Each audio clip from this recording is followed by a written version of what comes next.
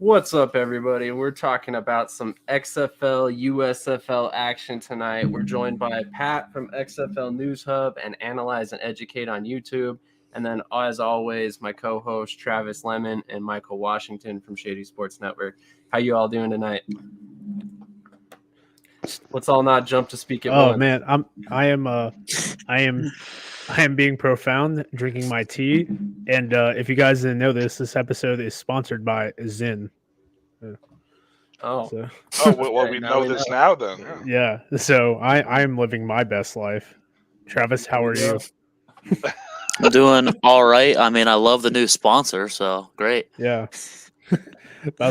in honor of Taylor Heineke. Put me in a fat Zyn after this dub.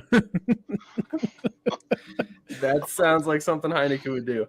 Yeah, I mean, did it on Bussin' with the Boys. Why can't he do it on Sam Shady Sports? Exactly. Yeah. Exactly. Why can't he? He should. Sam, insert ham horn there. Yeah, I was gonna say, I need to have this stuff prepared. More samples, man. I'm sorry. I'm failing life as an editor and a producer right now. What can I say?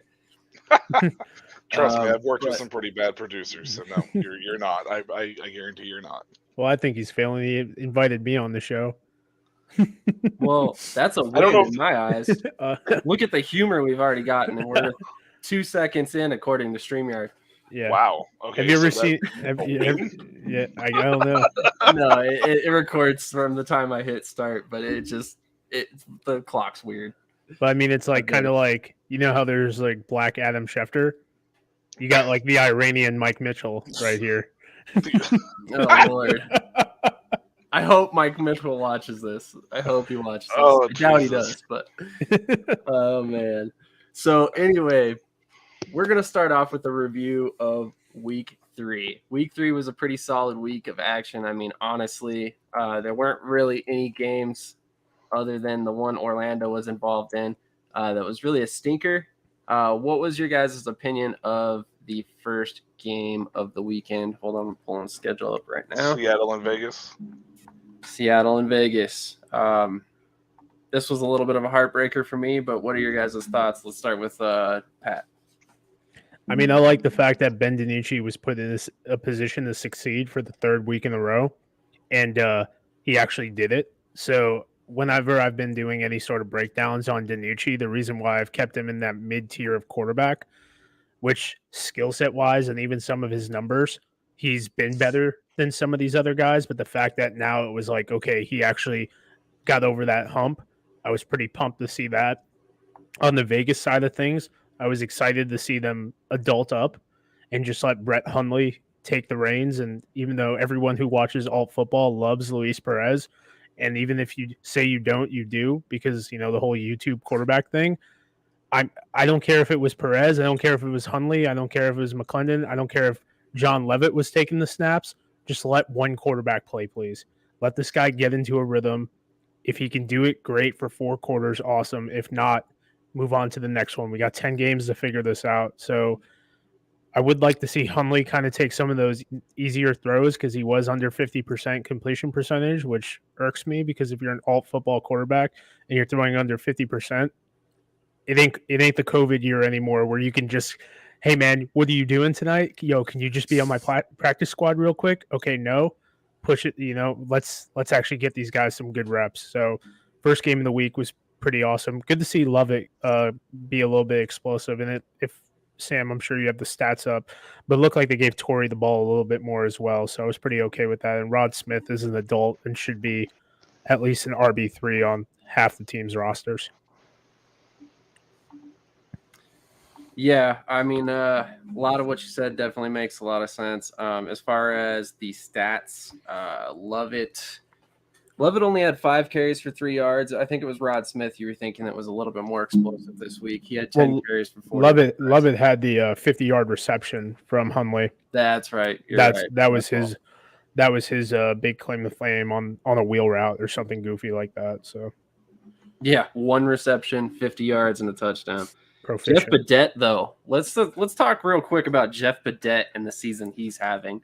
I mean, if you want to talk about one player on the Vegas offense that has kind of burst out of the scene this season so far. I mean, 12 receptions, 181 yards, and 3 touchdowns in 3 games so far on an offense that really has been stagnant. I'm going to interject right there. I don't really think Vegas's offense has been that stagnant, though. They scored. That's fair. Think about this for a second. Okay, so they scored 20 points in week 1 against Arlington. And if it wasn't for Luis Perez throwing 2 pick sixes in that game, it was basically 100% a Vegas-controlled game across the board. Week 2, they went into a monsoon in an area that very rarely ever gets rain, on a field that was prepared in 6 days, if that. They didn't have a ton of time to really prepare that field. So between the weather and the field at that point in time, it was really, really just tremendously terrible conditions for a Vegas team at that point in time that wasn't running the ball. Because you can be a Rod Smith fan, but the guy's not explosive. I know that he averaged 5 yards a carry this week, but I think he had one run that went for I think his long was 20 yards. So realistically, if you take that away, he ran the ball 9 times for 30 yards. Whoopie freaking do. You know what I mean? So, and then this past week with Seattle, it isn't the offense that's the problem. It's the defense in the second half that continually lets this team down. This team should be 2-1. I mean, let's be completely honest and face it. This team should be 2-1 right now, with a win over Arlington and a win over Seattle. It was just that late in the game, they somehow shot themselves in the foot again. Whether this time it wasn't the quarterback, it was the defense letting them down again in the second half. And realistically, too, they could have easily won the DC game. They could be a 3-0 team. Well, I think the DC game, I think the weather conditions and stuff, that second half was played right into DC's strengths. I mean, you think about DC, what is the best run team in the league? I mean, that kind of weather condition, you're definitely not going to beat a team that runs the ball as well as DC in those kind of weather conditions, especially if you can't run the ball. And let's be honest, they can't run the ball. Well, I'd like to see them use Montez in those, and they kind of alleviated the situation, because I'm all for DiNucci playing his Houdini effect and getting his 30 yards on the broken plays. But Steven Montez is built like a tight end. So when they're running that weird read option on 4th and 1, I'm like, put this Hoss in, do your Jalen Hurts push play. The guy's legs are the size of my waist. I wear a size 35 waist. I would have liked to see that if they choose to go in that option. That's when I'm okay with the QB rotation, not the Chris Leak, Tim Tebow thing of you get a series, I get a series type thing. Use your assets like that, in my opinion. I agree with 99.9% of what you're saying. I think they could have won that DC game, because at that time, Teamu wasn't even chucking it downfield. They had a minute left when he fumbled. DiNucci fumbled against DC inside the 10. Oh, are you talking about Seattle now? Less than that. Yeah, it was less than that. I was talking about Vegas. Oh, okay. My apologies. The game against Vegas was in that rainstorm. Yes. And Vegas can't run the ball. So there was just no way that they were going to be able to win that game in the second half, because they couldn't do it. Nothing against Brett Hundley or even Luis Perez, but we've seen this with Luis in the past with the turnovers. So the game against Arlington was 100% on the quarterback in that situation. The second game with Brett Hundley, it was just a terrible, terrible conditions to try to switch quarterbacks and have him come in and immediately be successful. I mean, and like I said about Rod Smith, you can be a fan of him all you want, but he's just not explosive enough. He's a big back. He's a good short yardage back, but he's not an explosive back. And you can't ball control with that, because you can't pound the ball for 2 yards when you have 4 downs to get 10. You only get 8 out of that ordeal. So, I just think Vegas has has had 2 chances now, the Seattle game and the Arlington game, to win both those games and be 2-1 in this situation, but a second half meltdown.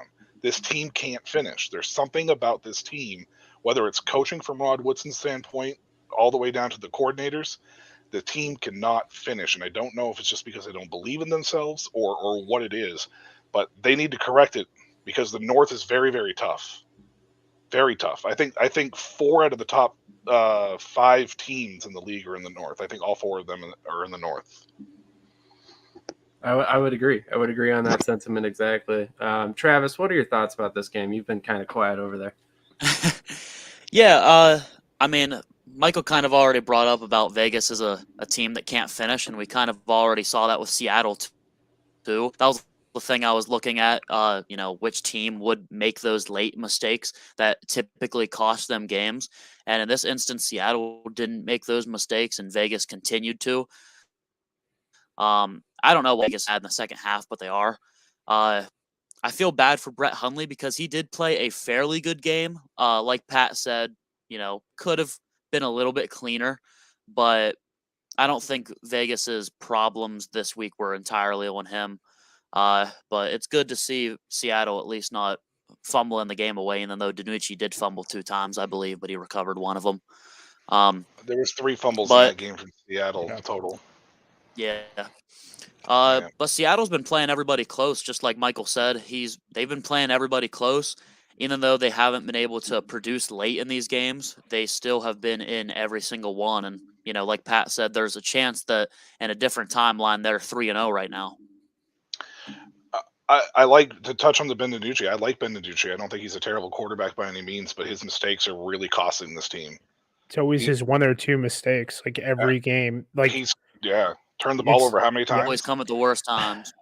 Yeah, it's I think he's at turnovers? 7. No, I think it's at total? 7 because 7. he's got like 3 in the first game. Then he had 2 picks, and then he had 2 more. So I think we're at 7 turnovers this year. It's just in 3 games. It's just literally, and it's weird because, like Travis and you both said, this team is so close to having a winning record, whether it's 2-1 or 3-0, and it's just like the turnovers just continually be a mistake. And yes, I know you want Montez. I get it. Give me 10 plays of Montez, and give me 10 plays of Montez. 4th and short, 3rd and 5 inside the 45. Let me see that. I don't want to see this De'Aaron King thing they're doing to the guy. I think it's a disservice to King and Te'amu. Give me a little bit less of a Cole McDonald package with Montez, and then we can have another discussion. I want Harrison Frost. I'm gonna beat it for 10 games. I want Harrison Frost. I don't think Benucci. That's his new name. I don't think Benucci. I don't think DiNucci should get benched, but if they do bench him, I would rather see Harrison Frost. Sorry, Sam. No, that's fair. I mean, I wouldn't be opposed to seeing Harrison Frost either. The problem is that DiNucci seems to continue to skate by despite the mistakes that you guys just talked about. Yeah. And that's the thing that bothers me is like this team could probably be a 2-1, a 3-0 team if they just had the proper quarterback play. And, obviously I wouldn't mind to see Harrison Frost simply because of the case study that he is for the XFL in terms of being a, professional rookie. But at the same time, obviously I'm biased when it comes to Air Montez. I mean, like he came out of my backyard. So of course I'm going to be rooting for him. Colorado guy, born and raised. And so I'm always going to root for the Buffaloes to succeed. And he's never really gotten a chance to start anywhere. And that's what I was so excited about him going to the XFL about, because I thought he honestly had a good opportunity to beat out DiNucci.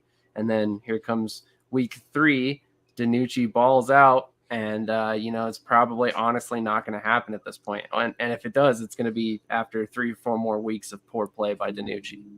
What was DiNucci's stat line? It's like 26 for 37, 377, and 4 touchdowns, I believe. Yeah, 4 touchdowns, 1 pick. 2 fumbles. No, he didn't throw a pick in this game. You sure? Yeah. No, he had the 3 fumbles. It was the 3 fumbles. No, they had. They had 3 fumbles. 1 was by the running back. 2 were by him. He recovered 1 of them. He had 2 turnovers this game. He did. 29 for 37. Yeah, I'm trying to 77. 4 touchdowns, interception. Yeah, I didn't realize he threw a pick. I'm sorry. I thought he didn't throw one. Yeah, it was kind of like a McCarron pick, where it was just like, screw it, Josh is down there somewhere on like a third and long or a 4th down. It was an air punt, I believe. Okay. For some reason, I just didn't think he threw one. I knew he fumbled 1. Well, I know he fumbled twice, but recovered 1. I didn't realize he threw 1. I mean, it's weird, Sam. Would you take, and I wonder for the brand of the league, because I'm not a Sea Dragons fan, so I just appreciate the play. But would you take a more conservative output in which these teams are scoring in a less dynamic manner as a casual fan? Or would you want to see Ben DiNucci just roll out to his right and say, screw it, Josh Gordon's down there somewhere? That's the question too, right? Like it's a business, it's entertainment. You need people to keep watching this. Like, are they gonna get pumped to see 2011 Alex Smith out there? That you want to see him chuck the ball down to Tyreek Hill? You know what I mean? Like, lose a couple more games, but hey, we're 13-3, in 2011, a play away from from the Super Bowl. So, I mean, that might be nitpicking in my opinion, but I mean, DiNucci's. I don't think people are gonna look on the bad times as much because of how many highlights he's made, and that's gonna prompt him into the MVP consideration as well. Because I think he's a top 7 guy in the MVP race right now. Well, I was thinking that when you said that. Anyways, I don't think it matters if it's going to be Montez or DiNucci or even Frost in this situation. I think it's just June Jones' offense. I mean, he's always been that air it out, throw a deep ball type. Like if you haven't turned the ball over, field position it's as good as a punt at that point. Depending on what down it is. So. Yeah, 100%. At that point, I mean, it is a punt basically. But let's move on. I mean, we've already spent 15 minutes talking about this first game. So let's move on to the St. Louis Battlehawks, which, by the way, Pat covers for XFL News Hub, and then the DC Defenders, who we have 2 fans in the house. Let's start with Travis, since you haven't gotten to talk much. What was your thoughts on this 34-28 victory by your DC Defenders? Yeah, it was a super close game, just like we were saying all week leading up to it, that we thought this was going to be the highlight game of the week. And I feel like it was. There was a lot of fun. Each team showed a lot of good stuff. Each team, also had their moments of, being worried about losing the game and stuff. So it was really back and forth. Amu looked settled in this game than we've seen him in games prior. He started to look like the Jordan Ta'amu that we know of being a spring football legend. So he started to look better in this game. And I mean, I feel bad for AJ McCarron on that one pick that his receiver slipped, because that kind of did change a bit of the game, that pick 6 right there. But, if that doesn't happen, this could have been a completely different game. But, as it goes, I guess. But DC ended up still getting the victory and extends to 3-0. Did you guys think that DC would be 3-0 after 3 weeks? They're a weird team, man. Mike, if you're more of a fan of it, so I want to hear your opinion. But so when I started when my preseason power rankings, I had DC I think ranked 3rd on my power rankings. I had St. Louis ranked a little bit lower because I'm not a big AJ McCarron. Where do I have St. Louis? I had him at 4th, so it wasn't that much further. Yeah.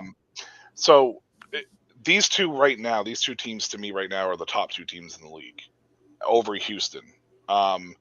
And a lot of it has to deal with St. Louis's defense as much as it does anything. But DC's defense and their run game makes it very difficult to lose games because they play such good defense.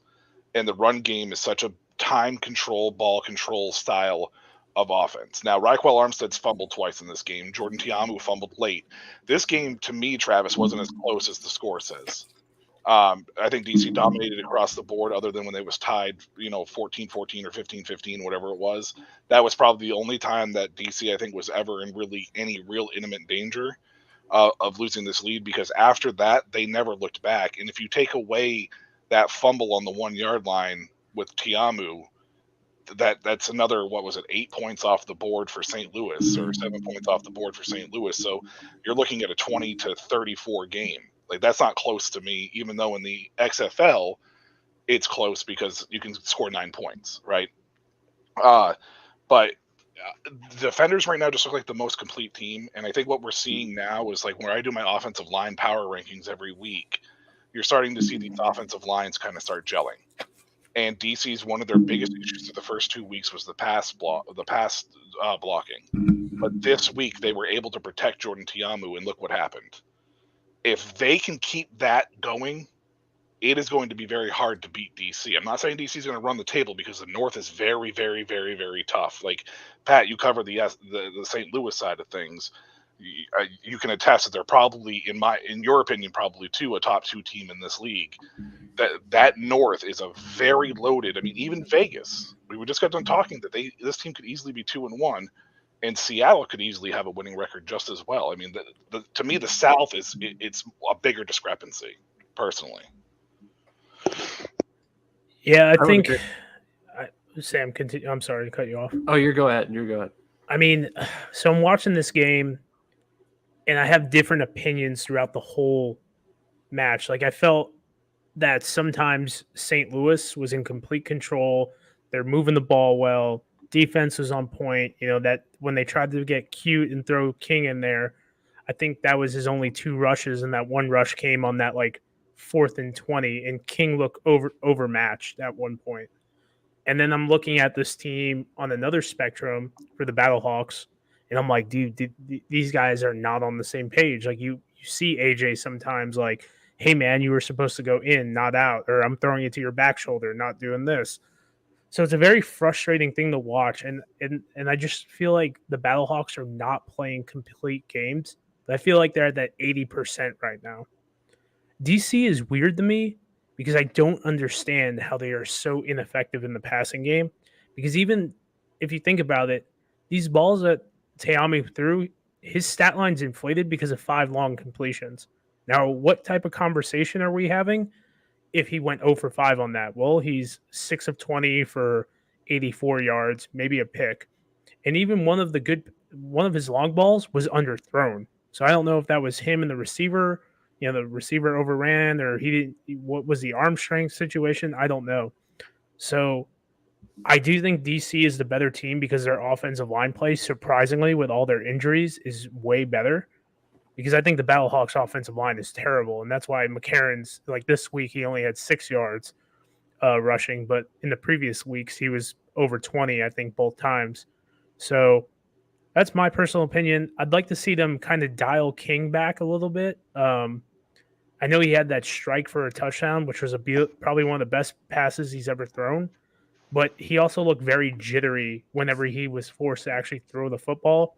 And that kind of irks me a little bit. And I'm just worried that Barlow is going to get so fixated on the 2 QB system that if Jordan's in a groove, he's going to take Jordan out and put King in to get cute. And then King's just going to try to make something happen because King probably feels like he's a fringe NFL guy, so he's fighting for his career right now. As far as with AJ's 2 picks, one, I think we can all agree that's a 9-yard first down if the receiver doesn't slip. That's football. Things happen. I don't really care that much. That final pick really perturbs me a little bit because on the DC side, because the guy should have just knocked it down. It's 4th down. You keep these guys in the game.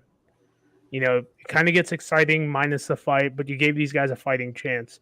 So the stat line's a little bit inflated, I think, on both sides, just a tad of what the actual numbers are. Really disappointed about us missing points on the 56-yard touchdown return, or not touchdown, 56-yard return for Shepard. We got no points on that, and then Hagman misses another field goal, which I think the defenders scored on. So that's kind of an issue I'm having right now. It's like the kicking game kind of scares me, and then not cashing in on a 56-yard return kind of annoys me a little bit as well. Just to touch on that King thing real quick. Last week on the show, I said I hope Barlow doesn't get too overconfident with the 2 quarterback thing. I don't know if you guys remember this or not. Yeah. And leave him as a second half, like spark in case you need that. Let Jordan Te'amu have the first half. Let him go ahead and see if he can get into a rhythm. And then in the second half, if you need to, you can bring him in as a change of pace guy. You've already proven it on 2 games. Don't overuse him. I hated seeing him in the second quarter. I hated that. You can agree he looked timid back there, right? Like, this isn't me just like he looked jittery a little bit. Like, he looked like he looks like he's throwing on his toes a little bit because of how short he is. And I think on his second completion, when the running back and the slot receiver were so close, I don't think he saw. I think he got so much tunnel vision. I think King also doesn't trust his offensive line because the offensive line has been so shoddy in the pass protection game for the most part for Te'amu. And I don't think that King has spent time with these guys yet. So I think it's more of a timing thing than it necessarily is King as a quarterback because we know he can sling the ball. He did it at Houston. and he looked friggin' fantastic when he was at Houston doing it.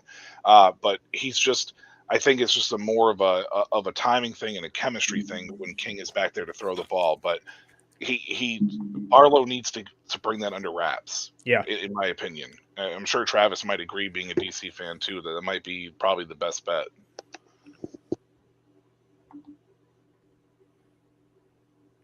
Travis looks like he might be frozen. With that being said, I wanted to point out some of the stats. One of the completions Te'amu had was 58 yards. He had 196 yards passing on the day. So to Pat's point, if he missed on that pass alone, it's a totally different conversation we're having. He's 10 for 20, and he has under 150 yards passing. I think he had three or five deep balls of like 20 plus yards that could have went either way. It appears to me, at least. I believe. I mean, but I mean, that's football. Like, we can what if everything on this game. If Mitchell doesn't slip or Shepard doesn't slip, it's a 9-yard gain. 6 points are off the board. Shepard makes one cut to the left instead of the right. It's a 74-yard return instead of a 56-1. They get the field goal, alternate the field position. I mean, you can do that with all this. Ultimately, DC won. They're 3-0. I assume the Battlehawks are going to beat the Renegades if they don't get their stuff together. And then, DC will probably win this weekend because why not? And then we're in the Dome week 5, matchup of the year again. Yeah, I would agree. With that note, let's move on to the next game, Orlando versus Arlington, probably the stinker of the weekend if you're talking about a game, because the two teams combined for 19 points. A lot of us were calling for Kyle Sloter to start for Arlington. He finally got the opportunity, and it was just not pretty on either side of the ball, quite honestly. Let's start with Mike. What is your opinion on this game? I'm going to be a little more reserved because I have a segment, everybody's favorite segment. They just don't realize it's their favorite segment coming up here in a minute that is going to kind of touch base with one of these teams. I'm going to spend this time actually kind of praising Orlando a little bit here, because this team was literally looking like they didn't belong to even play. I mean, they were averaging 12 points a game prior to coming in. I know they only scored 9, but they played a very tough Arlington offense. They revamped this offensive line, and this offensive line looked really good. This offensive line actually looked fairly impressive compared to the first 2 weeks, in the sense that they actually kind of held a very tough Arlington pass rush in check for the most part. And make no mistake, they were in charge of this game for 3.5 quarters, but kind of like Vegas, that defense kind of let them down. The stretch, Arlington scored a touchdown to win the game, but I'm impressed with the insane week, with all the news that was coming out of Orlando, that this team kind of rallied and gave themselves a chance to win against this team. And I'll talk about Arlington in a little bit. Yeah, this was an interesting game for sure. Pat, what are your thoughts on this one? Mike, I know you're going to touch on this, but I felt like, question for both of y'all, I felt like Sloter looked a little bit timid, and maybe that came from the coaching because of Plitt's ineffectiveness on passes 10 yards down.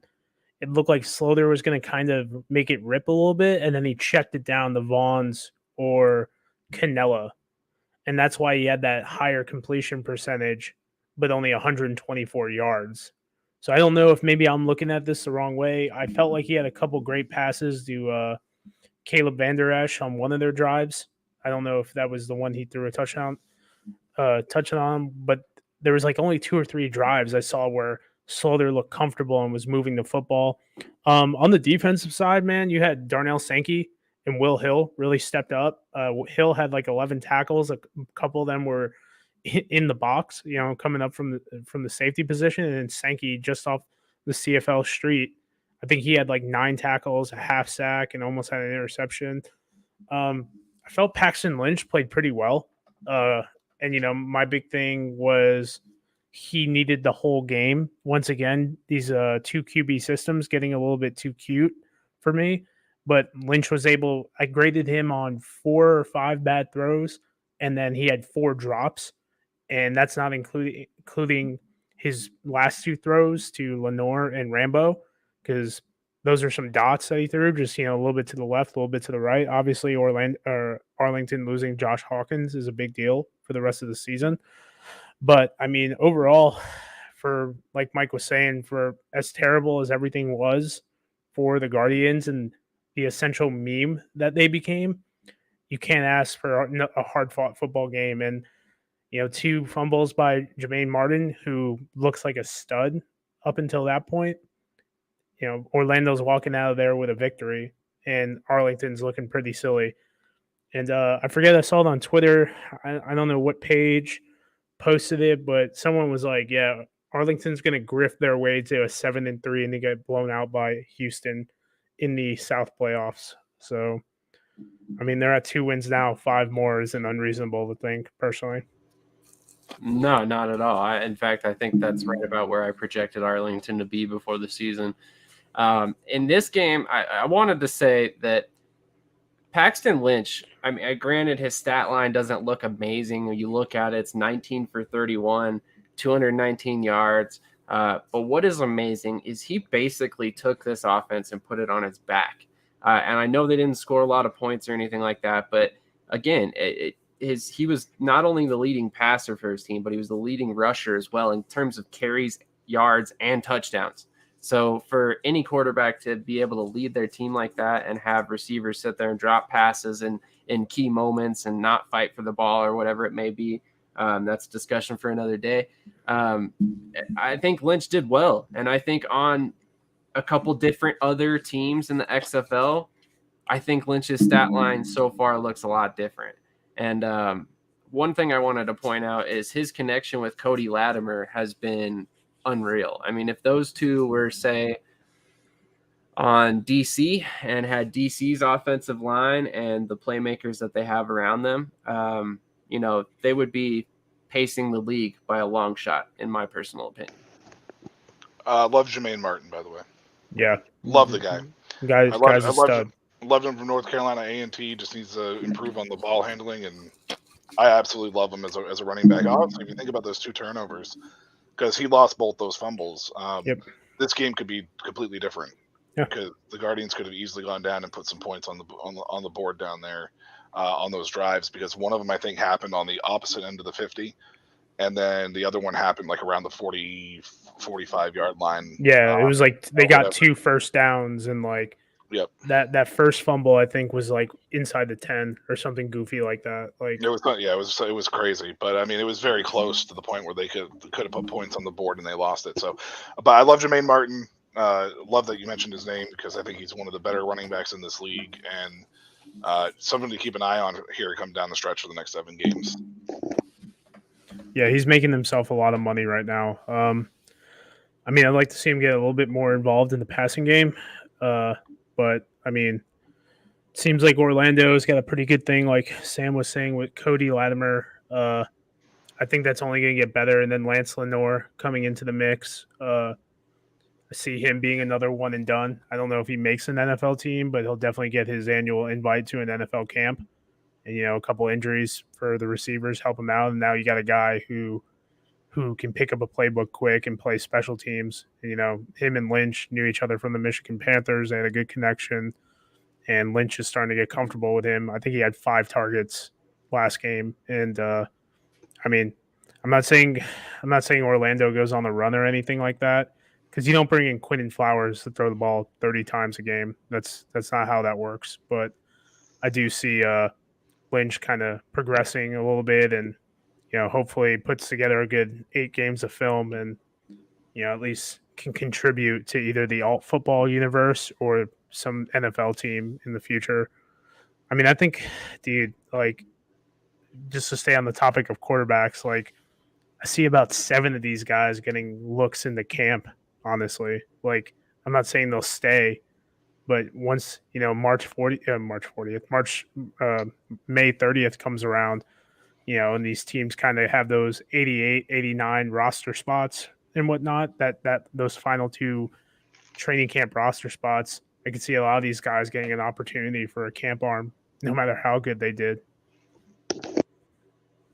Makes a lot of sense. I mean, with a lot of these arms, a lot of these guys, they've been camp arms before. They've been on some of these rosters, especially guys like Paxton Lynch, who have, bounced around the NFL on multiple different teams. And I think he's kind of rehabbed his image in the USFL and the XFL, in my personal opinion. One thing I personally thought that it was very exciting that they brought back Quinton Flowers and that he's going to be involved in Florida football once again, along with the XFL once again. I think that's awesome. But you're right. He's not coming there to necessarily throw the ball down the field all the game long. Quite honestly, I would expect him to come in and be like that run threat, kind of like a De'Ara King in DC. Hopefully it's a situation where they're not pulling Lynch off the field all the time. But we've already seen a 2-quarterback system in Orlando. So I would expect that Flowers gets snaps right away this upcoming weekend. But moving on. I hope so. I hope so. You can't have Paxton. Paxton's got an injury history. You can't have him running the ball 10 times a game, especially with the offensive line taking those hits. Like it's not going to work out well for you. Yeah, I would agree. And let's remember too, Quinton Flowers played running back in the NFL. So it's not out of the realm of possibility to see him in the backfield with Paxton Lynch and Jermaine Martin at the same time. I mean, again, he's played running back. So there's a thought there that he could do a lot of different things for this offense, similar to a De'Ara King and Eric Dungy in DC, which I've talked about this at length. I just love that quarterback room. But moving on to the next game, San Antonio Brahmas versus the Houston Roughnecks. This game to me was very interesting because Jack Cohn came into this game probably the hottest quarterback in the XFL after the performance he put up against Orlando. Then he comes out of this game looking like possibly one of the worst performances in the league. What were your thoughts on this game, Pat? I mean, I dumped him down from 3 to 8. After that first drive, wasn't really impressed. Looked jittery. That offensive line, I think they're down to their 3rd or 4th offensive tackles. They just released, Kai Abashir today. I don't know if that's due to injury or performance, probably a little bit of both. San Antonio is kind of like lipstick on a pig a little bit. I think with all the turmoil going on with these other teams that we kind of forget about San Antonio because they're playing a little bit better the score looks a little bit better than what's really going on. Because I personally feel that Houston kind of pumped the brakes a little bit on them. They weren't, I felt like they could have went for 40 and it feels like they kind of just teetered off a little bit. I don't know if that was just because of play calling and whatnot, but San Antonio's got 2 good running backs, Kalen Balaj and Jacques Patrick, who are above in baseball. We call them replacement level, I guess, but above replacement level running backs in the XFL. Ali's Mack, their tight end, and Deion Yelder are pretty good. And then you got TJ Vasher as well over there. I don't understand how they're not performing as well. So obviously that falls on the quarterback. But, this team, once again, could be easily a 2-1 team. So, I don't know if maybe they step on the gas a little bit more. The Roughnecks step on the gas, and then that game is way more out of reach. But, that score was a little bit closer than probably Houston would have liked, because I don't know how you stop Houston in the South. Like, who are you going to cover? You cover Nick Hawley. There's, Kirkland. You cover Kirkland. There's Burnett, Cedric Bird, Max Borghi, Ben Putnam. Like, Putnam's easily a number 3 on most of these teams. He's a number 6 on this team. So there's a lot of weapons in Houston. I think it's almost unfair for a lot of teams. And it kind of seems like we're all just pitter-pattering in the South until the championship game when either the Battlehawks or the Defenders take on the Roughnecks in May.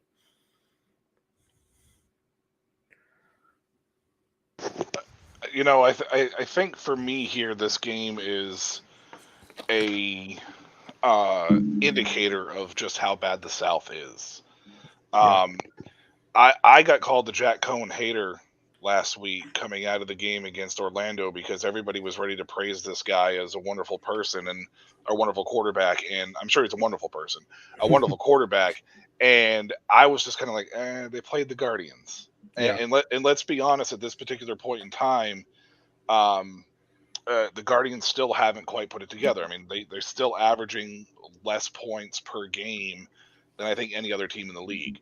And on the flip side of it, Houston only putting up 22, and I say only putting up 22 because you said that they pumped the brakes, but the fact that they only put up 22 is concerning in a sense of you take a look at their first 3 weeks and who did they play? They played Orlando, who is probably ranked 8th in most power rankings. They played Arlington, who is ranked 6th in my power rankings. And then they played San Antonio, who is 7th in my power rankings at this particular moment in time. So, like, it's 3 teams in the bottom 3 for me that they have played, and they're 3-0, but they've only put up 22, and they scored over 20. They're the only team that's only scored over 20, I believe, every game. But 22, 23, and then the 30-point outburst in week 1. Is it just that Houston's playing down to their competition, and is it going to sneak up on them later on down the stretch? Or is it that when they go into their north stretch, they get exposed from playing such a softer schedule at the beginning half of the year? It's hard because Sam heard it from me for the most part leading into the Super Bowl with Philadelphia when I was talking about the schedule and the NFC, and to the point, I would have said it about any NFC team though. Going into that game, like how good were they? Because the NFC was so friggin' bad this year in the NFL levels, right? It's the same thing with this one. Houston's winning games that they should be winning because the South is just not looking good. But how good is it going to be when they actually go down a stretch of facing good teams? And San Antonio Jack Cohn, like he played like I expected him to. And it's not me being a hater. It's just I literally watched Cohn in college. And I was just never came across as a guy where my segment was born from, where I was impressed with him at a very high level. Now, it doesn't mean that he can't move into that, but San Antonio's other issue is their offensive line. They're ranked 7th on my power rankings for offensive line because it's not good. It's not good. Well, I mean, there's injuries there as well. Well, they have a ton of injuries. I mean, I get that, but like, you still have to take what you see. Oh, 100%. You know what I mean in front of you, and it's one of the worst offensive lines in football. Yeah, like I know Jordan McRae was there, and then it seemed like they were trying to piece it together a little bit with Damian Mama picking him up. They just released him. Now I think they're bringing in Mike Brown, who was with the Generals last year. I mean, I'm not high on San Antonio. I mean, they could easily run the gauntlet and go 6-4 and play spoiler, get into that second North playoff or South playoff spot. I think everyone agrees that the South runs through Houston. They get another toss-up game this week. I think they're playing the Guardians this week. So I'm kind of glad in week 5 that they're playing the Sea Dragons, because I think that will tell us more about how they stack up against the North. And if they can go out, put another 22, 24 points against the Sea Dragons, I don't want to say I'm a believer. I do think Houston is, flip a coin for me. Who's better, Houston or DC or St. Louis, a 3-way coin type thing. But once I see them play the Sea Dragons, that will tell me more about not only the Battlehawks and Defenders, but about Houston as well.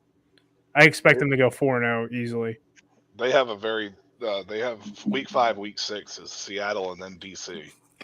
Yeah, I mean, mean, it's back to back. Like, they have an opportunity and chance to really put some doubters including myself, to rest if they can come out of that. But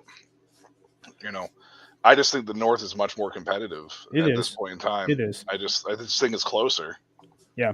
Well, I think they come out of that 5-1 with a good game against DC and it's a loss in a 25 to 30 point offensive showing against the Sea Dragons, I have no problem getting I don't want to say off the high horse, on the high horse, whatever. But I have no problem saying, okay, so if the Roughnecks play the Battlehawks or the Defenders, I have no idea who's going to win this game. Like, it could be either way. I would have no idea saying that, even if they win or lose at DC. Yeah. If they're 5-1. In the South, really, I mean, is so. We say it runs through Houston, but it just takes one. I mean, right now, Houston is. Brandon Silvers looks like the league leader in MVP running because of how good this offensive line's been. But again, it's been through 3 weeks. To me, it's the bottom three guys, you know, in my power rankings at this point in time. So, all right. Well, now that we've finally worked our way through all 4 games from last week, I feel like it's a perfect time for our favorite segment that nobody has really heard of quite yet, unless you've watched the show previously. So let's move right into That Don't Impress Me Much with Michael.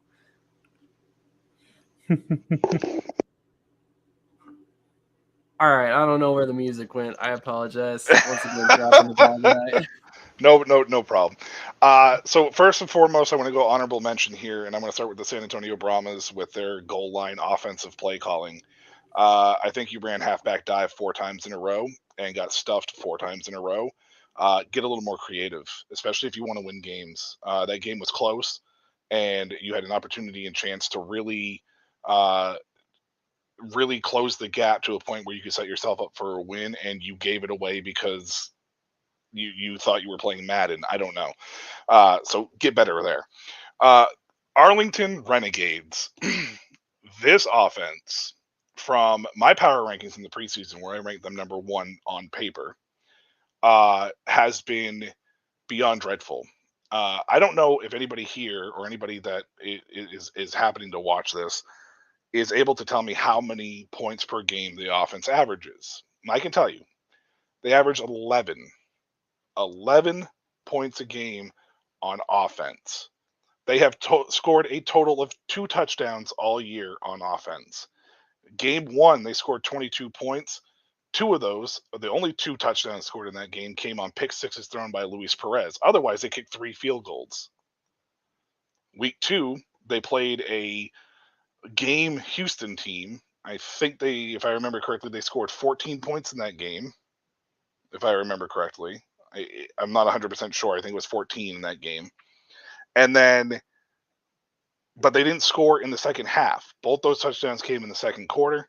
And then they went 5 quarters before they finally scored another offensive touchdown after they kicked a field goal in quarter 1. So they've scored 3 offensive touchdowns in 3 games. And they're averaging 11 points per game on offense. For a returning head coach and a returning head coach, now offensive coordinator, because he was a head coach for the St. Louis Battlehawks in 2020, where is this offense? This isn't Drew Plitt or Kyle Sloter. It's easy to point the finger at the quarterback in this situation, but it is not them. Pat touched on it earlier when we were doing the game breakdown. A lot of these passes are under 10 yards. They're 6-yard, 7-yard running back checkdowns. Where is the pushing the ball down the field? Kyle Sloter is a gunslinger. The guy throws. I watched him play as a New Orleans Breakers fan last year at the USFL. Drew Plitt threw the ball all over the place at Ball State. Why are we not unleashing this offense? And it could be the lack of offensive line play, but their offensive line play hasn't been that bad. It's literally like one read and then dump down. Do better, Arlington. Do better, because it doesn't impress me much. I love it. I love it. With that in mind, let's move on. One of the reasons Pat came on tonight was the fact that he tracks all the passing yard statistics from post-2000 alternative football leagues, all the way back to the original XFL, the UFL, the TSL in 2021, the XFL in 2020, as well as the USFL 2022, all the way to current day XFL 2023, which just a crazy amount of work went into this list. So first of all, respect on that fact, but he's going to give us a quick rundown on where we stand, because I know Brandon Silvers is creeping pretty far up that list after the past couple weeks. So so first off, I think one of the coolest things is that because these leagues are starting to, whether it's the AAF, the USFL, the Spring League, all that stuff, I kind of make the joke every once in a while, the USFL experiment or whatever you want to call. I think it's cool that we're starting to have so much data, but Silvers is really picking up. I think he's at 26 touchdowns. He's at 26 touchdowns now, which is right behind Perez. Teamu just threw his 20th career alt football touchdown. Slother just threw his 10th career alt football touchdown. And then Paxton Lynch on his rushing touchdown now has a total of 10 career alt football touchdowns. Slother just passed 2,600 yards. The leader is Luis Perez. He's at 38 and change, with Jordan Teamu in that 36 range. So I think that's pretty cool that we're going to see some guys cross these air quote milestones that we haven't seen cross since the USFL of the 80s. Because obviously those guys played 18 game seasons and were putting up ridiculous stats and all that goofy stuff. Some things to look out for. Kyle Slother is coming up on 2,000 passing yards. He's right behind former Minnesota Vikings great Dante Culpepper, who in his lone season in the UFL had 19 touchdowns, or 1,900 passing yards. It was 1944. That's where he's at. So there are a couple of these guys that are moving up the leaderboard, which I'm pretty pumped about. Believe it or not, former Jets great Brooks Bollinger, during his time in the UFL, is one of the leaders in a lot of this, in addition to Chris Greisen, who is he was with the Cowboys and kind of bounced around some arena leagues and whatnot. But two guys that should be moving up the list on the USFL side are going to be, I just forgot his name, MBT, McLeod Bethel Thompson, because he does have stats from the UFL in 2012. In addition to Ryan Willis, who looks to build on his 1,600 yards. He'll probably cross that 2,000 yard threshold at some point with the showboats. Something goofy to keep an eye on is, I believe in these leagues, only 3 quarterbacks have thrown over 2,000 yards in one season. Teamu, Garrett Gilbert did it in 8 games, and then Tommy Maddox. So we look to probably have about 4 of these quarterbacks that will cross that threshold this year. DiNucci being one, McCarron, Brandon Silvers, and Dag Nabbit, the last gentleman I'm thinking of. You gotta help me out, guys. I think Cohn's going to cross 2,000 yards as well. Did you just say Dang Nabbit? Dag Nabbit. Isn't that what Elmer Fudd used to say? Yeah, something like that. Was it Jack Cohen you were trying to think of? Yeah, I think Cohn's going to do it. If Cohn plays the whole year, he's on track to pass that. Teamu, I feel like, is going to be at that 1,800 yards because he got off to that slow start, in addition to him going back and forth with DR King. DiNucci's on pace for like 28 touchdowns or 26 touchdowns. I can't remember. I find it. I mean, it probably makes more sense, but I find it interesting that you guys don't include the CFL statistics in that. It's because, and I don't want to sound crass. One, they have records. Oh yeah, no. Yeah, no. I understand why you don't do it. I just think it's interesting that it's its own entity, and like I'm gonna come off as a CFL homer for a little bit, but like, oh, I love the CFL. So yeah, I mean, you have 100 years of proven history. Like, right. You don't need guys on YouTube channels debating the legitimacy of the CFL, and I know people do, but like and I hate when people knock on the CFL. It's a national sport. You know what I mean? Like, it's a proven entity that has been around for hundreds of years. I don't know about the financial success of it, but they're doing something right to make it around 100 years. And, you know, yes, the Canadian game is different, 3 downs, all that goofy stuff. But in the same breath, like, I don't think you could put MBT stats on this thing. Oh yeah, no. Oh, he would crush the list. Shout out Jamie. Thank you. Shout out Jamie. Yosemite Sam. Thank you. Shout out to you. Absolutely. Yeah, I just thought it was interesting. I just wanted to bring it up because I mean it makes sense, obviously, because with everything that like you said, it's 100 years. And real quick, I think the CFL probably wouldn't get as much crap if it just didn't seem like that they were always in like some kind of financial like hard place. Like there's always feels like it's either between a rock and a hard place, or they're like stuck in like quicksand. It's so weird. They put out a great product every year and they survive every year, but it always seems like in the off season we always hear about some kind of financial rumblings that just causes the American fans to just go, what's going on? Get it together. Get it right, together. Yeah, like exactly. Exactly. I don't want to dwell on this too much, but because I know Pat could talk about this all day. But can we just talk real quickly about the quarterbacks that played in the UFL? I mean, we're talking Dante Culpepper, Josh McCown, JP Lozman. Man, I'm blanking a bunch of guys. Do you want to go? Because I can name a lot right now. If you really want to, feel free, go for it. I mean, Josh, not like all of them, but no, I will. Josh Johnson, Gerard Johnson, who's a coach with the Vikings, Brian Johnson, New York Sentinels, Pat White with the Hartford Colonials. Oh, I forgot about Pat. Ryan Clement. I think he was also Chase Clement, whose brother Ryan Clement was in the XFL. Right. Brian Brom, whose brother Jeff Brom would ask the question: is this not or is it the XFL? Dante Culpepper, Jeff Garcia, Tim Rattay played. San Francisco.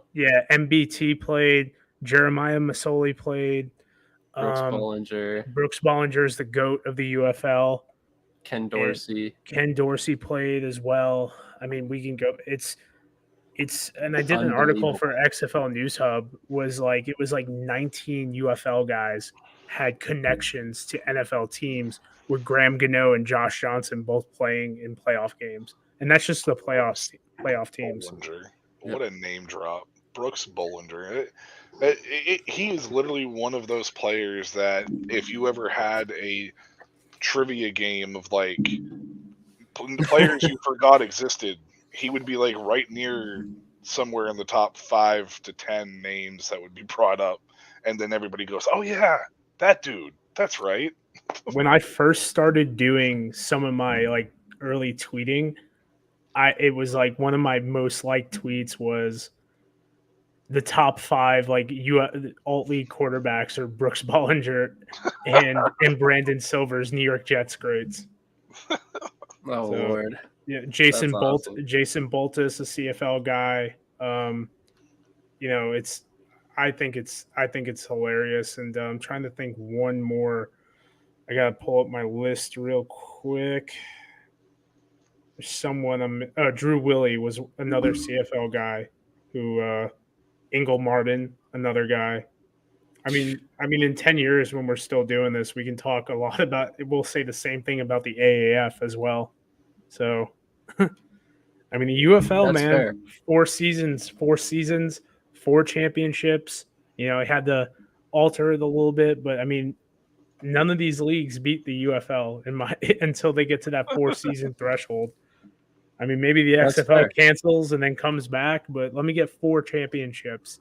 So, I like the trajectory of both spring leagues we have right now that are like the XFL and the USFL. I think that they're 2 different approaches to the spring league, but I think that they have a pretty solid foundation. Well, fingers crossed, everything still that works out for sure. I mean, it comes down to owners. I think they need owners. I think every time, and I've been so vocal about this, every time we get an owner, so this dude in Memphis buys the Showboats, we have this league for another year. Now, I think they're both ready to take, air quote, a loss for 5 years. I think they've seen the eras of everything, and they're like, okay, we're going to eat this for 5 years. But if that dude in Memphis buys a team, okay, great. Now we're at year 6 for the USFL. I want to see Diddy buy a team. You know, he was up in arms about buying the Panthers. Go buy something in LA. I don't know. Do it. Honestly, I think that the best plan for these guys is to stay at 8 teams. You know, they both have media rights package deals behind them. You know, Fox is primary owner, and they get a good deal from NBC with the USFL, and then, you know, obviously ESPN Disney has a good investment involved with the XFL. As long as they just continue to do numbers, which the XFL numbers look really good, I think that it's not going to really hinder the team without owners, at least for the first, you know, like you said, 4 to 5 years. Eventually, you know, maybe it gains enough traction that people are looking and going, okay. Because like you said, if one person buys, it buys you a little more time. So I don't want to see them expand so fast. And every fan on every group page on everywhere is just talking about where can we put teams. And like, Sam, I know you want a team in Denver really bad. Just be patient. Maybe we'll get I'm patient.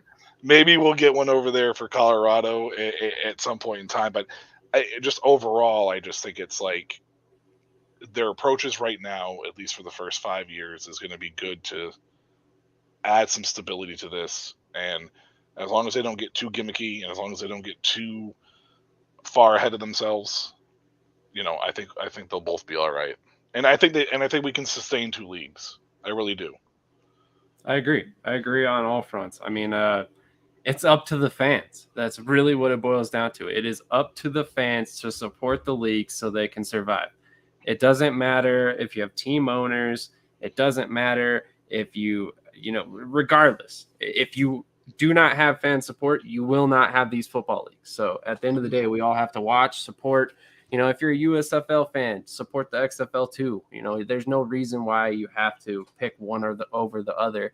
They damn near don't even play during the same time. So, you know, they overlap for what, like 3 weeks, something like that. It's like, I think USFL will start week 9, so it'll be a total of, I think, 4 weeks where they overlap, 5 weeks total, because the XFL has that week off between the semifinals and the championship game. So, and just real quick, for anybody who's an NFL fan, do the math real quick, and you have half as many games between the XFL and the USFL, even if they are playing at the same time. So, I mean, realistically, there's no reason not to support these leagues. You know, I've heard the complaint that it's too much football.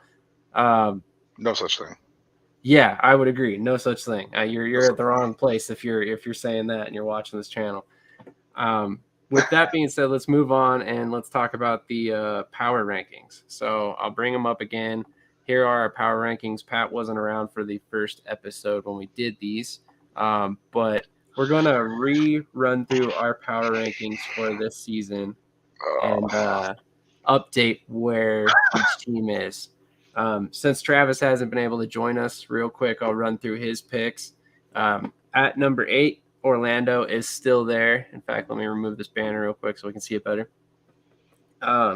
He's got Vegas at number 7. They drop all the way from 2 to 7. Arlington is at number 6. They dropped from 4 to 6. Seattle at number 5. They've climbed a couple spots. San Antonio is up from 5 to 4. Number 3 is St. Louis. They've dropped a couple spots. Houston is number 2. They've made a massive climb. And number 1 for Travis is his DC Defenders, which completely fair pick. Even if it was slightly biased, I can get behind that. Michael, why don't you go ahead and run through your power rankings real quick? So in a non-biased manner, shout out to Jamie. You're right. Never too much football. DC is number 1 for me right now. Between the defense and the run game, their ball control style, it is way too easy for me to put them at number 1. Number 2 is St. Louis, up from 4. The defense really keeps this team in games. AJ McCarron hasn't been nearly as ineffective as I thought he was going to be, so they're going to be there. Number 3 for me is going to be Houston.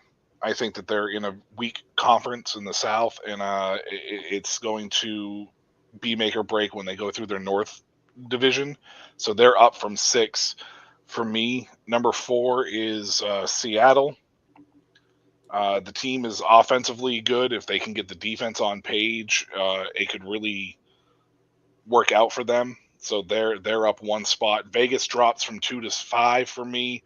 I think this team is very, very competitive. They are a few plays away from being 2-1, and they play in a tough North Division. So I would have to put Vegas there. Arlington, they drop all the way from 1 to 6. We discussed earlier in my Don't Impress Me Much segment that the offense is just inept. And until they can figure it out, that defense is going to keep them in games. But they just benefit right now from being in a weak conference. And then San Antonio and Orlando stay at 7 and 8 at this particular moment in time for me. San Antonio is still the wild card in the South, because even at 1 and 2, if they can turn it around, I think that they can rise up the board and actually kind of sneak into the playoffs over Arlington. But that's where I'm at right now with that. I love that answer, Jamie. DC, my number 1, only because I like the comics. Batman. I love it. I'm a Marvel guy. Oh, man. And yet you're a DC fan. So, Pat, if you had to pick your power rankings, I know I didn't really ask you this ahead of time. Where would you rank these 8 teams so far? I mean, I'm going DC number 1. I want to put St. Louis at 2, but you got to be number 1. You got to be number 1 to be in the top 2, as much sense as that makes. I'll go Houston at number 2. I'll go Houston at number 2, St. Louis at number 3. I'll follow it up with, I'll go Sea Dragons at number 4, Renegades at 5, and then we'll go Vegas, then the Brahmas, and then Orlando. But not that it really matters. A couple of good weeks of tough football from Orlando will bump them up to 7 over the Brahmas, unless the Brahmas get figured out. That back half, in my opinion, is kind of a mishmash of everything going on in the league right now. But is it outlandish to say that not DC, but the Renegades could be 7 and 3 and still be like the number 6 team or number 5 team if these other guys are putting out good competitive football? I don't think so. Yeah, I mean, there's just so much unknown with this season, given that all these teams were built from scratch. It might be this 3rd iteration of the XFL, but these teams were nothing like they were in 2020. So we really don't know what's going to happen. We don't know how these teams will adapt and overcome their shortcomings early on in the season. But that's why we're kind of updating these power rankings as we go. As you can see, I got some crow to eat, because at my number 1 spot was Vegas. They're going to drop all the way to number 6 for me. Orlando and San Antonio stay in the same spot. Houston, they're going to climb the rankings quite a bit. They're at number 3. St. Louis is going to fall 1 spot to number 5. Arlington, number 4. DC's my number 1 team. Houston, number 2. So it's very interesting season so far. Definitely thrown me off how Vegas has done. But I can't put them below San Antonio or Orlando just because how their offenses have been playing. Vegas has scored points. They've looked promising at times, but they just can't put together a complete game. And I think the coaching staff that they have, I have a lot of faith in them. And I think ultimately they'll get it right. And they could be one of those teams that goes on a very, very long stretch of winning. So we'll see how things go. But with that, let's look at the week 4 schedule. Sorry, go ahead. You really have Arlington still at 4? No, really they dropped 1 slot. Yeah, you had them at 3, didn't you? Let me look. Oh, yeah, you're right, 4. So you still have them in the top half of the league? That's impressive. It's just... it's your power rankings. I'm not going to try to convince you to change it. I'm shocked with how inept they've looked on, especially on offense. So the defense. Me personally, I'm looking at the fact that they have been solid on defense. They were able to stop the run from the quarterbacks from DC, which I thought was something that no other team has been able to do yet. So I think that was very impressive. They kind of shut down De'Aaron King in the run game, kind of stifled Jordan Teamo a little bit. They gave up the run game to the running backs, so maybe that was a little bit of play calling. But at the same time, I just think that was very encouraging from them. Pat, it looks like you got. Hasn't played. What's up? Arlington and DC haven't played. Okay. Dun. I don't know if you were thinking of Vegas. I was thinking of St. Louis, actually. St. Louis? Oh, okay. St. Louis, yeah. My bad. Right. St. Louis's defense has stifled the run quite well, but that's my mistake. All right. I was that's why St. Louis has raised the spot. All right, fair enough. All right, go ahead. Sorry about that. Pat, it looks like you got to get running. Yeah, no, I'm about out my 10 minutes are up type thing, guys. Thank you for having me on. Absolutely. Just to do my selfish plugs.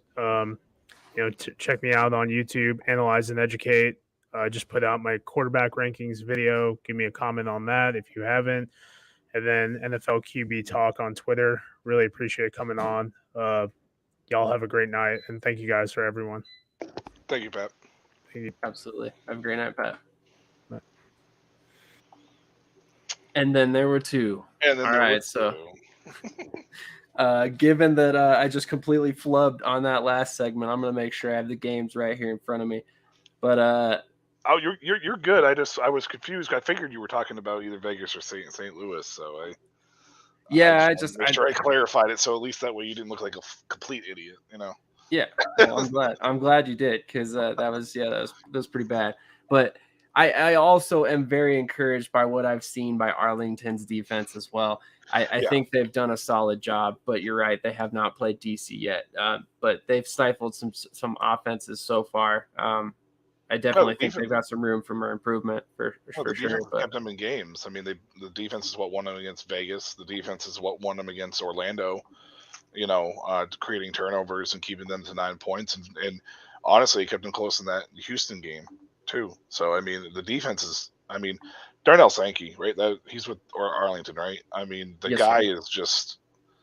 He literally might win Defensive Player of the Year, and he wasn't there in Week 1.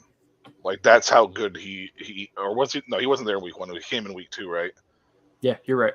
Yeah. He's so good. I loved him up north. He was my favorite linebacker up north. He was actually one of my favorite players to watch up north. So the fact that he's with Arlington kind of makes me mad, because I wish DC would have picked him up and paired him next to Reggie Northrup. Whew. Could you imagine?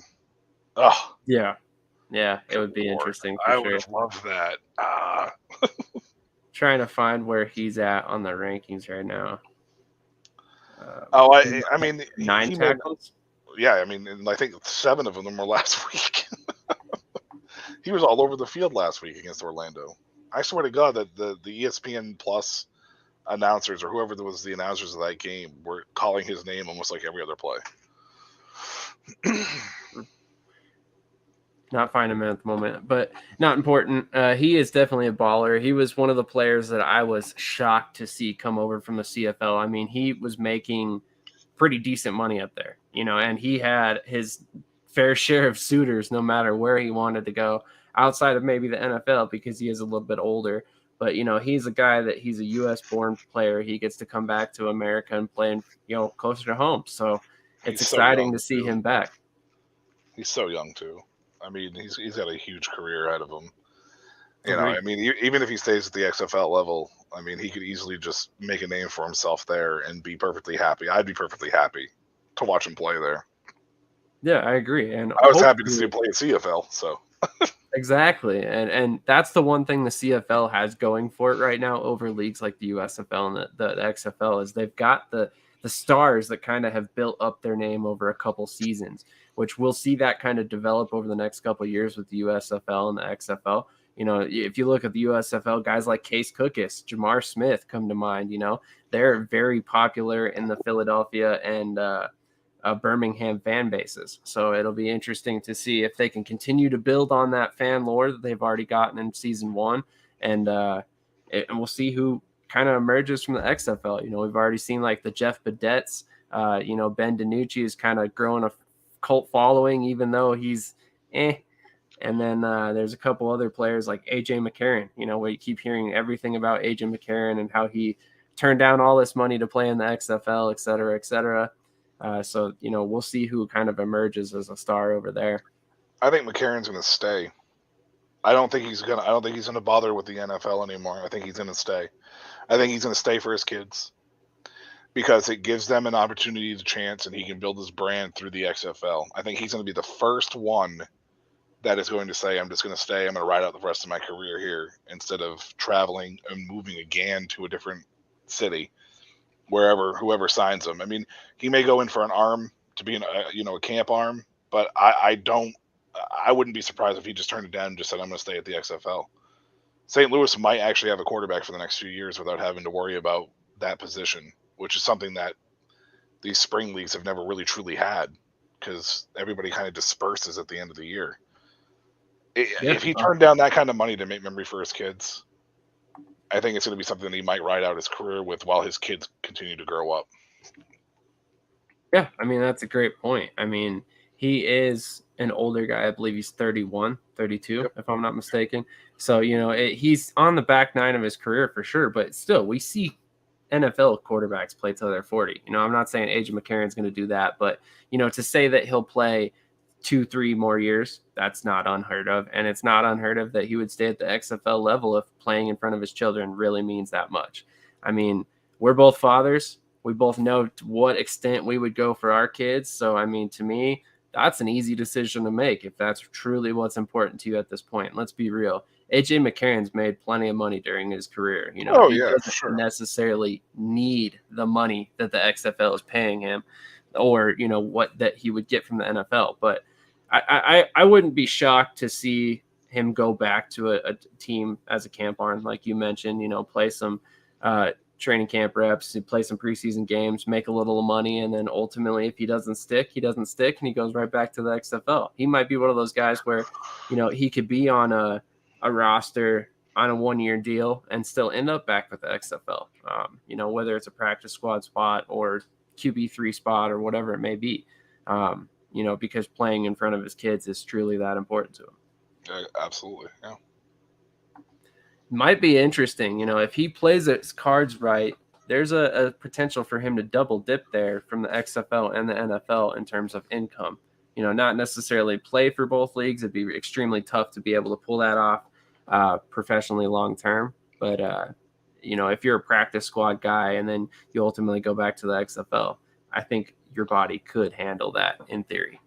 Yeah, yeah. I mean, it would just be a matter of whether he feels the timing is right and whether or not he wanted to relocate for a full year or not, because obviously there's no team in St. Louis in the NFL, so it's not like he can, you know, just be like, oh, maybe I can sign with the St. Louis such and suches, you know. So, well, I think for him, it's gonna have to be something that makes sense. Agreed. You know? Agreed. But to your credit, like you said, if you want to build a brand as a player, what better place than St. Louis that is football hungry? I mean, these fans are going to turn out this week. I mean, we're talking possibly. I think I heard or read. I don't know how true it is. I'm part of one of the St. Louis Battlehawk groups, and I think somebody said that they're opening another section. I don't know how true that is or whatever, but I mean, what's the stadium? What can the dome hold? Is it 45? Let me look it up real quick. Is it the max capacity? I don't remember, but regardless, either way, the fact that they've opened up 2 sections already, this team hasn't even played a home game, is absolutely insane. So, I mean, it's not a surprise seeing what we saw in 2020, you know, but it's encouraging for sure. It looks like max capacity and its current alignment is 66,000. 66, so 45 is definitely within the wheelhouse. So, yeah, it'll be interesting. I mean, like I said, this is the game that I kind of circled early on, and I'm like, wow, St. Louis doesn't get their first home game till week 4. That's kind of interesting. But at the same time, I thought it was kind of a good move by the XFL. It was kind of a gamble. Let's put it that way. So it was a gamble that the gameplay would be good enough that fans would stay interested to get to week 4. And here we are in week 4. They're going to have a St. Louis Battlehawks home game finally. And now they're going to have an opportunity to play in front of what could be as many as 30 to 40,000 fans. I mean, just think about that from a perspective of spring football. You know, we talked about the Battlehawks having unbelievable attendance in, season 1 or 2020, sorry, not season 1, but when they were averaging, I think, like 28,000 fans for a home game. Yeah, it was something like that. Yeah. So there's potential. I think the biggest thing for the St. Louis in this situation is having that fan support is going to go a long way as to being a hostile environment for people to go and play to, and they closed the year with 3 straight home games because they were on the road for the first 3. I believe they closed with all 3, and if not, it's 3 out of the last 4 they're at home. That's huge. That's huge when you're heading down the playoff stretch, especially in a tough conference like the North is. St. Louis is getting that. I mean, they got DC out of the way. Week 3, they're done. They don't have to travel to DC now. They benefited the most from the schedule that was released, even though it was tough at the beginning of the year. But coming out 2-1 during that stretch means great things for them for the rest of the 7 weeks here, because they're gonna get their first home game in week 4, and then they're gonna get 3, I think, straight home games at the end of the year. So that's a huge advantage. The schedule couldn't have worked any better for them. Agreed, especially with the way their records worked out so far. I mean, you're hitting your first home game in week 4. Arlington's coming off a very poor game. You're 2-1, so you're really very much in the thick of things still. So I mean, it's gonna be. I think St. Louis is definitely a playoff contender, possibly a deep playoff contender, or I guess a championship contender, I should say. But let's look at the first game of the weekend: Houston versus Orlando at Orlando. Granted, we saw the Orlando kind of rebound this past weekend. What are your thoughts on this game, and what's your ultimate prediction for this game? Honestly, this is a trap game for Houston. Normally, I wouldn't have said that, but with the way Orlando played last week, it feels like the team may be kind of putting that turmoil behind them a little bit and trying to just focus on the season and move forward. If Houston does not get on board, they could be surprised in this situation. I'm still taking Houston only because I think this team has established itself as the best team in the South, and I'm not 100% sure that they're ready necessarily to show their weakness yet, but they just need to be on their toes in this case. And I'm going to say 24-18. I think this game is going to be closer, and I think Orlando is actually going to kind of surprise people. Like you said last week about them, which they did surprise. It was more defensive, though, than it was offensive. This time, I think it's going to be more offensive than defense. I think they're going to surprise people this week and give Houston a tough matchup. Yeah, I was pleasantly surprised by the score going into the fourth quarter. You guys were kind of updating me because I was driving at the moment. I couldn't catch the game, but they looked like they had every chance to win that game going into the fourth quarter. They were up, I believe it was 9-3 at that point. And, unfortunately, a late drive by Kyle Sloter cemented a victory by Arlington, and a late drive that had a couple incomplete passes that ultimately Orlando faltered because of it. So, I mean, hopefully they can get back on their feet this week. I am not going to pick them against Houston, especially not with that offensive line. Houston's defense is the whole reason that I think they're one of the best teams in this league. Their pass rush is unbelievable. And, I mean, we should have all seen this coming with Wade Phillips as the head coach, quite honestly. I mean, if there's one thing he's always been known for, it's a ferocious pass rush. Pressure. Exactly. Once again, we're seeing it again in Houston. So I'm going to go with Houston as well. Your score is probably pretty close to what it's going to be, although I ultimately don't think Orlando scores 18 points.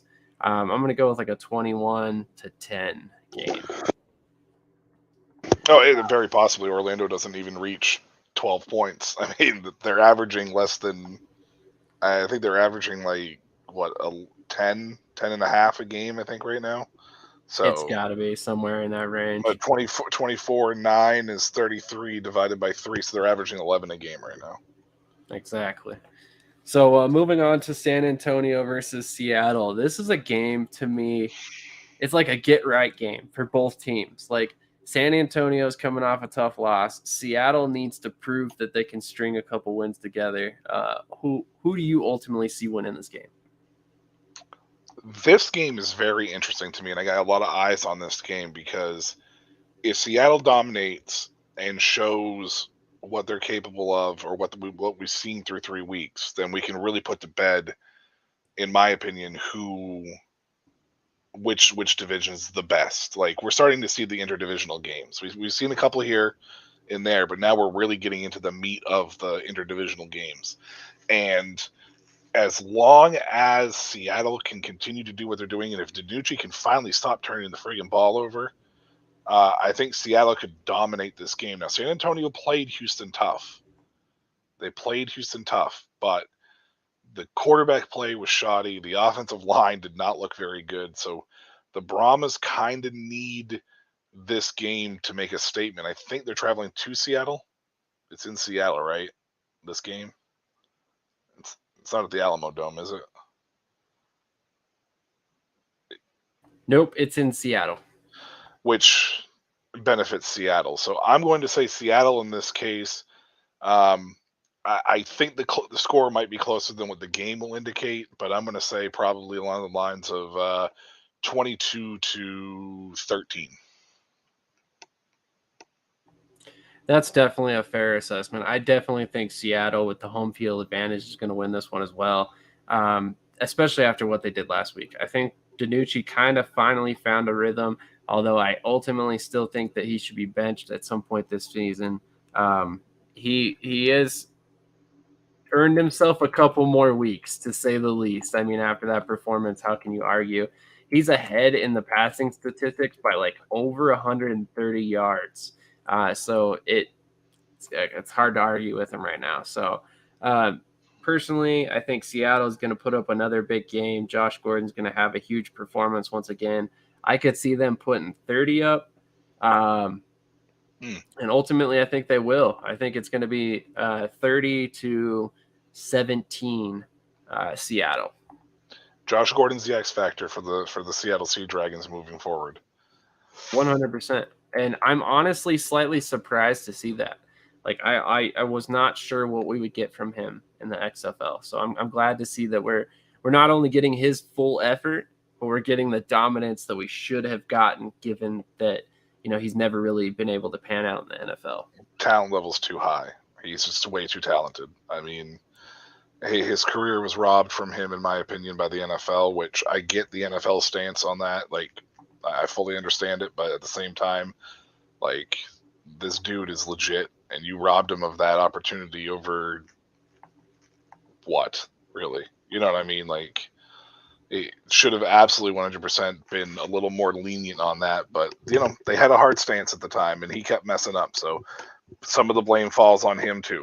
But I'm glad that he's getting a chance, and he's starting to show that dominance. I mean, every catch is just like, this is mine. You can't guard me. Don't even. Yeah, it was. I mean, we're talking about a guy that was an NFL All-Pro early in his career, and a guy who looked dominant early in his NFL career, and now he comes into the XFL, and like I said, it was one of those things where he realistically should have come in this league and dominated. So it's good to see him doing what he was expected to do from the very beginning. He's the kind of name value that this league really needs, to survive. I mean, to draw in casual fans who are not XFL or spring football fans. Moving on to the next game, we've got Arlington at St. Louis. So obviously St. Louis, we talked briefly about their home field advantage this weekend. What are your thoughts on this game? Unfortunately for Arlington, I don't think this is going to be close. Just because it's going to be the first home game There's going to be a lot of emotion, hype behind it. St. Louis's defense is absolutely sensational. Arlington has a lot of problems on offense. I don't know if it's the offensive scheme, if it's the play calling, what it may be, but unless they figured it out in 6-7 days, they're going to have a tough time against this St. Louis team. And it's also Arlington's first trip out of Texas. So this is 3 games now that they've played in Texas, and it is their first trip out, and they have to go to St. Louis with 38 to 45,000 people just cacawing all over the place with the world's worst, I don't even know, team saying ever. I hate the caca. It's dumb. So I'm going to go with St. Louis. I probably just pissed off a lot of St. Louis fans, but I'm okay with it. I'm going to go with St. Louis. I'm going to pick them. So take it for what it is. Take the silver lining, unless you're just mad at me about saying caca is stupid. I'm going to say St. Louis 31. Arlington better hope they score more than what they're averaging. So I'll say 12. I don't have any faith in this offense right now. There's just no faith. That's fair. I mean, realistically, like you said, the play calling is way too vanilla. Anytime you watch a quarterback average under 6 yards per passing attempt and he completes over 70% of his passes, that is by far the most insane stat line I've ever seen in my life. Like it is so beyond conservative. It's insane to me. It's literally insane. So again, I'm going to go with St. Louis. You can't vote against their home field advantage. I think they're going to have the most prominent home field advantage out of any team in the league this whole season. So, I mean, with that being said, I'm going to pick St. Louis 24-12. I'm not really going to sugarcoat it much. I don't think Arlington has anything for St. Louis in this game. St. Louis has done a solid job of shutting down, in my opinion, better offenses, and I ultimately think they get the win in this week as well. Ca is not the law. Yeah. Love it. Yeah, Love it's it. not the law. So moving on to the last game, and then we got one little piece of information we want to touch on real quick, and then we'll get out of here for this marathon episode. But Vegas at DC. Man, I don't even – I'm going to let you go first again because I don't even know what to say about this game. Again, this is going to be another situation where home field comes in. DC's fans are starting to look like them. They're invested. Like, they are invested. They were literally chanting F Daniel Snyder at the game last week. And so I think people are fed up with what's going on with the Commanders. I think that until Snyder is able to be forced out as the owner of that team, a lot of people are going to start adopting the Defenders as their team. Audi Field, I think, only seats 20K. I would be shocked if it wasn't. I would be shocked if it wasn't close to that for this game. The beer snake is back. It's. I mean, it's not new to football, but it's something that was so heavily loved from the 2020 version. I mean, we saw lemons literally be thrown on the field when they got taken away. So. It's back. This fan base is raucous. I think DC comes out 4-0 and Vegas goes 0-4. It's unfortunate for Rod Woodson. I just don't think that there's a disconnect, and it's either between coaching and players or scheme and players, or it could be just talent. I mean, we thought Vegas had one of the more talented teams on roster, but Michael Joseph at cornerback is starting to look like probably one of the best XFL cornerbacks in the league, and he buys into the system. He's where he needs to be at all times. Very disciplined player.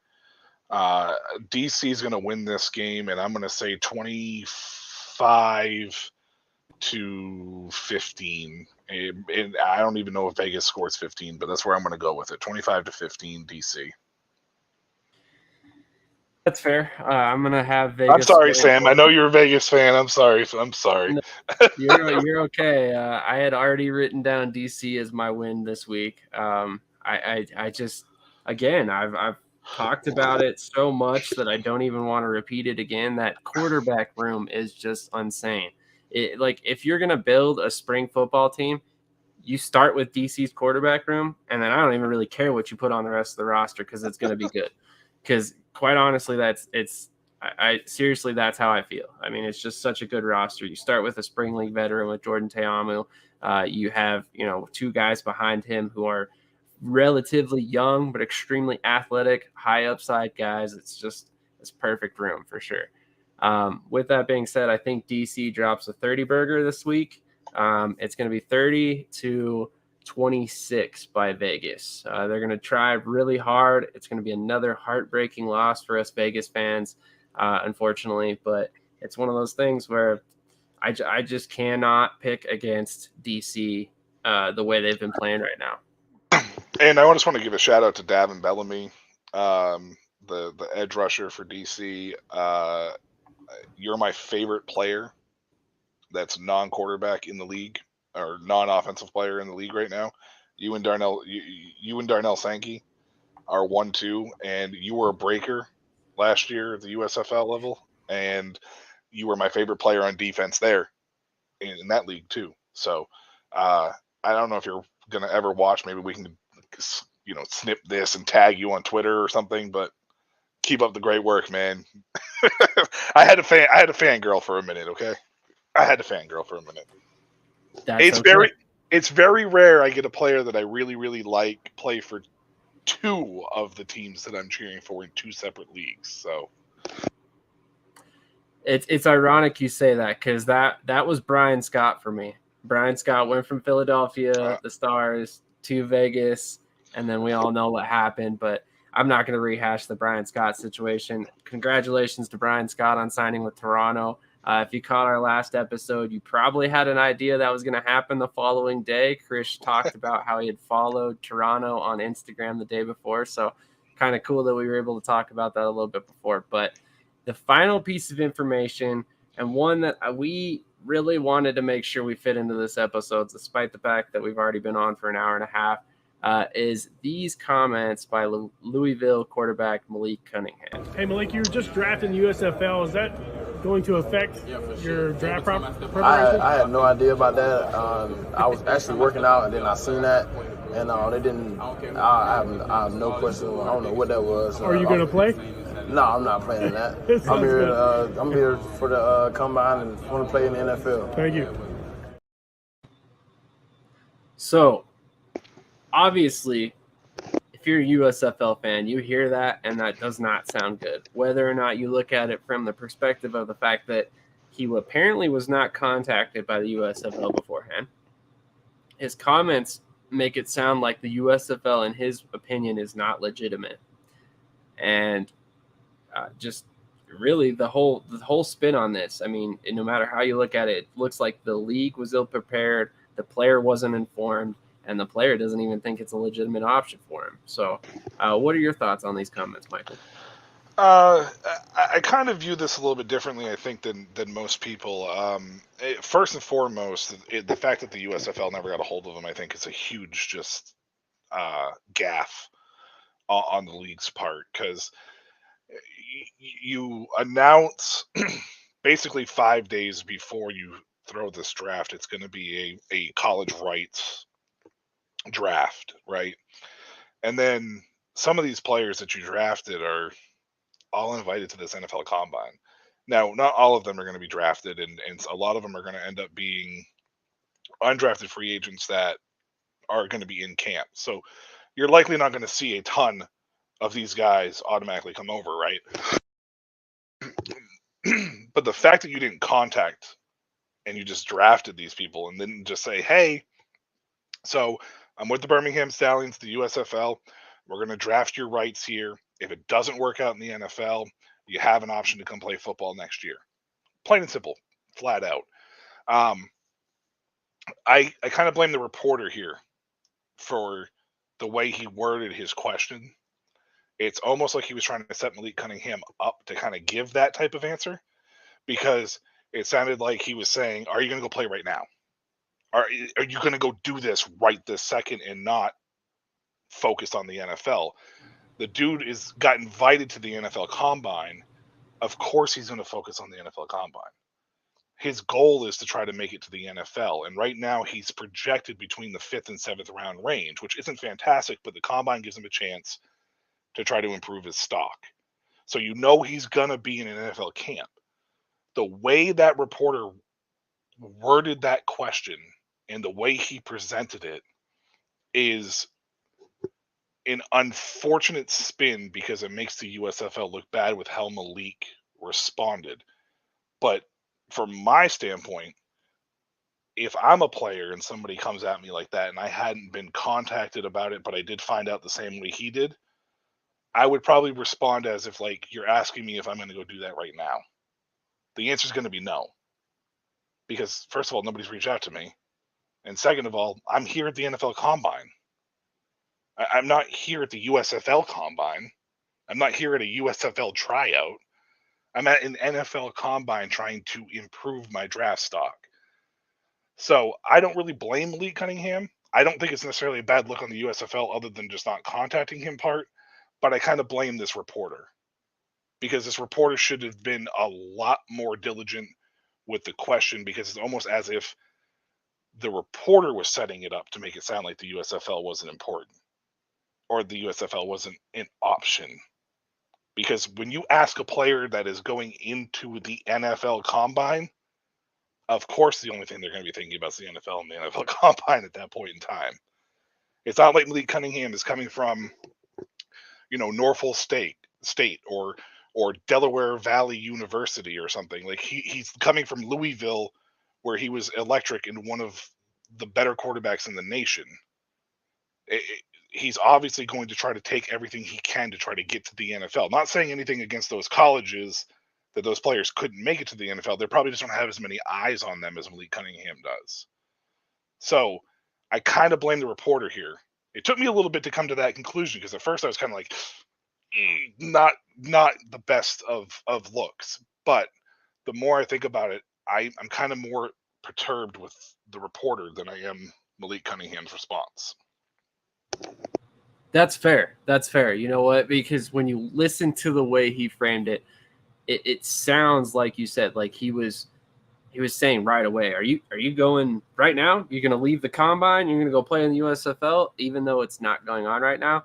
It's just the way the question was framed. That's a great point. But yes, regardless of how you listen to it, it does kind of open up some questions about how Malik Cunningham was drafted. Again, he was not necessarily contacted by a team. If he was contacted by a team, maybe you avoid this situation. Maybe you avoid him talking about the league in this manner, because he would have that in his back pocket if he didn't see, if he didn't get drafted. Maybe he opts to go to the USFL because he believes in himself and he thinks he can start over another guy there and ultimately light it up. I mean, like you said, this isn't a guy from Delaware State University. This isn't a guy from, Bohunk, who knows where, college. This is a guy from Louisville. This is the guy who followed Lamar Jackson after Lamar Jackson was an NFL MVP and a first-round pick.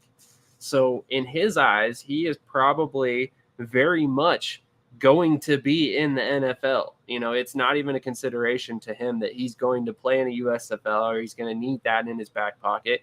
To him, he's probably a mid-round pick, quite honestly.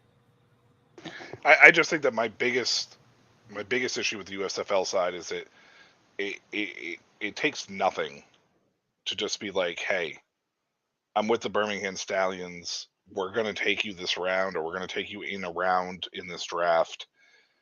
If for some reason the NFL doesn't work out, you have a home. You can come play here next year and kind of rebuild yourself if you need to. If you stick to the NFL, congratulations. Just know that the opportunity is in your back pocket if you need it. They didn't do that. And I think that's my problem with the USFL side of things. My problem isn't the Malik Cunningham response and the way he responded. It's just that piece is probably my least favorite piece of it all. I 100% agree. I 100% agree. There's no way to perceive that other than poorly on the USFL part. Now, when we look at the draft pick, I mean, obviously, to me, Birmingham was kind of swinging for the fences with this one. They knew there was a high likelihood that Malik was going to get an NFL opportunity, but at the same time, they don't need a quarterback right now. They've got Jamar Smith, they've got Alex Magoo. Both are returning from, as far as we know, from last season. So with that being said, I mean, their quarterback room is identical to how it was last season, outside of the fact that they traded away Montel Kozart. So there is a slight change at QB3, but outside of that, same quarterback room. They're going into season 2 in this offense. To me, you expect these guys to develop and get better. You're kind of just hoping, praying that someday Malik comes, but most likely you're looking at it as like a future prospect, 3, 4, 2, 3 years down the road, something like that. I view it kind of like the New Orleans Breakers first round pick in Tyler Scott. The wide receiver room in New Orleans is returning a lot of solid spring players. To me, they have the best wide receiver room right now in the USFL. It's close, but I think that they do, because they are returning so many of the same players. And then they drafted Tyler Scott, but Tyler Scott has ties to the NFL. I mean, the New England Patriots wide receiver coach tried recruiting him at Rutgers. So, like, you already know that you're getting a guy that's going to be on some radars at that point in time, but you're kind of just hoping that if it doesn't work out, he's going to want to continue his playing career. It's the same with Malik Cunningham. I feel like Birmingham just kind of was like, maybe you don't stick, and if you don't stick, then maybe you come play for us, and we can move on from one of these other quarterbacks in a couple of years or next year or whatever it may be. Because the quarterback room right now, currently for Birmingham, I don't think affected the pick for Malik Cunningham, because they knew that Malik Cunningham was likely next year or beyond.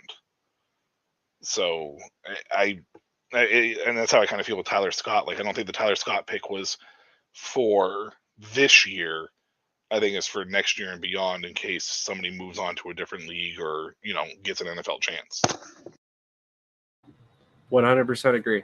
You took the words right out of my mouth. That would be exactly why you make a pick like Malik Cunningham or Tyler Scott. You're not looking at right now. You're looking at down the line. It reminds me of the Chuba Hubbard pick from the Canadian Football League a couple years ago when he was coming into the NFL. I think it was Montreal. That's possible. Maybe. I think it was Montreal. It was either Montreal or Edmonton, one of the two teams. They drafted Chuba Hubbard in like the 5th or 6th round of their draft, but it was just mainly because, like, saying, hey, if it doesn't work out at the NFL, we have your rights. You can come play for us. There have been some prominent players that followed that exact path because it didn't work out in the NFL, and it's possible. It's still very possible. Chuba Hubbard is one of those guys at some point. He was former 5th round pick. He really didn't play all that great this past season.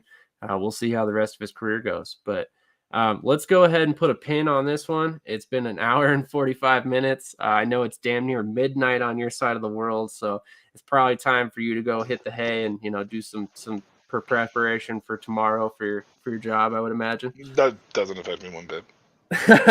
Doesn't affect me one bit. I'll take your word for it. I could do this till 2:00 and be all right. Man, I lost that ability many, many years ago, and that's sad to say, considering you got a couple years on me. A couple? Just a couple. I don't know. I don't remember. I'm 33. You're what, 39? Oh, yeah, 5 years. 5 years. Yeah. Well, I turned 39 this year, so yeah. There you go. I'll be 34 this year, so exactly. Yeah. All right. Well, yeah, like feel old. Appreciate that. This has been definitely a fun episode. Lots to talk about, as you can tell. I mean, I definitely didn't expect us to go this long, but it's been fun for sure. I mean, it's been a lot of fun following the XFL so far. I can't wait till the USFL kicks off as well. It's going to be so amazing to have 2 spring leagues going at the same time for that month period there. I did want to put one more piece of news out there. I put it in the chat earlier. Former AAF standout and Memphis Express wide receiver Reese Horn is returning to the European League of Football. He is signed with, I think it was the Galaxy. Is that what I said it was? Yep. He's back with the Frankfurt Galaxy. He was there midway through the season last year. He's returning, so if you happen to remember the name, he was in the NFL briefly, but he was with the AAF, and he was sensational he was Brandon Silver's go-to guy in Memphis. So if you enjoy playing him, check out the ELF. They have an app, and they have a Game Pass. It's a little pricey, but you can get every game, so it kind of works out. It's $99.99 European money, so it's a little over $100, but you literally get every game, and it's on demand, so you don't have to watch them live. So you can always go back and watch them. For anybody that's listening, I'm getting it this year for the first time. I mean, they got 18 teams, so they are really heading in the right direction, and I am so excited to be able to get my first year involved with that. But I just wanted to throw that out there real quick, make a quick plug for the ELF if you guys are interested in more football, even more football, because they'll run through the summer. I think their championship ends in like August. So my wife isn't too impressed that football is going to be on every weekend for the whole year, but it's going to be on every weekend for the whole year in my household. So that makes two of us. Two of us, as I've mentioned a couple times on here. But at the end of the day, it could be a lot worse. We could be doing a lot worse hobbies out there. They have 17, I think. That's right. Yeah, that's right. Instable. I did remember that. Instable did take the year off. That's right. 17. Thank you, Elusive Poet. Absolutely. Next time you make a comment like that, you need to do it in like a poetry. Like, do it in a haiku for me, since you're a poet. Please do.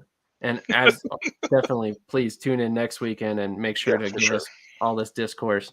We appreciate you, as well as Jamie Parag and whoever the anonymous Facebook user was that turned in at the beginning.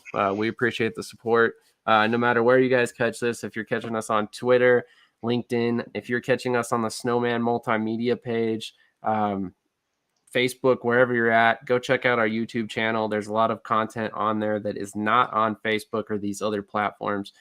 So definitely make sure that you check us out, hit the subscribe button, turn on the notifications, and make sure you do not miss any future episodes so you can catch all of Elusive Poet's football haikus coming next week. So, and we'll air them on too. I mean, absolutely. Go catch my power rankings for offensive line too. Absolutely.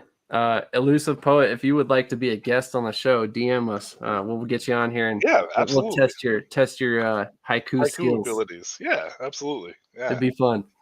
But definitely enjoy talking to you every week. I appreciate you joining me once again for this episode, and I have a great night. Ecstatic to be here, Sam. Just plain and simple, just ecstatic to be here.